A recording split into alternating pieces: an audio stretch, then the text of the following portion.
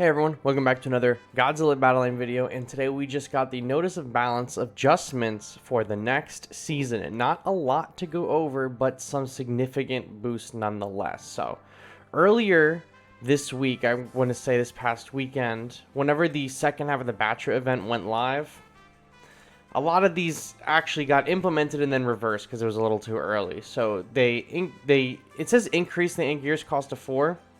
Anguirus costs 5 now, so this is bringing him back down to 4, which was accidentally added earlier, so this is going to be really good for Anguirus. Anguirus is already really solid alternative to G89 or other ground tanks, and lowering his cost back to what it was originally with his 500 health boost. He might not have the damage he used to have, but he definitely has the health back, so high health, low cost, pretty solid alternative tank. Right, to G9, off-meta tank. Although this reduction in cost could make Anguirus meta. I think he's definitely going to see a lot more play.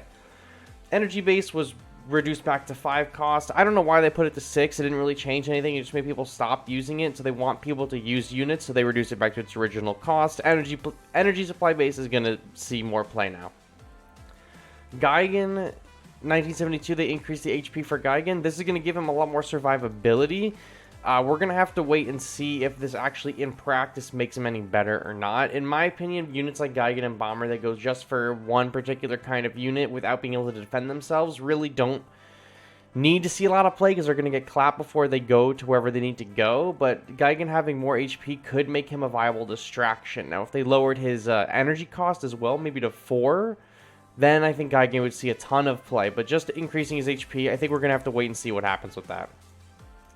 Next, they keep buffing Hedorah for I don't even know what reason. Hedorah is already really solid, and they keep giving her buffs. They're like hell-bent on making people use her. So Hedorah increased flight period and HP. Okay, so they're making her evolution time longer to maybe 30 seconds, and then increasing the HP to give her more survivability. Kind of a nerf, but you get a nerf to flight period and you get a buff to HP. Maybe, I think it's 20 seconds now. Maybe they're going to make it 25 or 30. Originally it was 30 and you couldn't possibly evolve her. Right now she's a guaranteed evo at 20 seconds, so I could see them going to 25 or maybe going back to 30. If they're at 25, it's still kind of a guaranteed evo. At 30, this might be a little bit of difficulty, but right now Hedorah is basically a guaranteed evolution, so we're going to have to see what happens with this. But this could, if this is too high, this can make Hedorah unusable. But if this is, still kind of on the lower side, I think Hedorah will be fine. But high risk, high reward. Increase the strong acid damage during growth and death.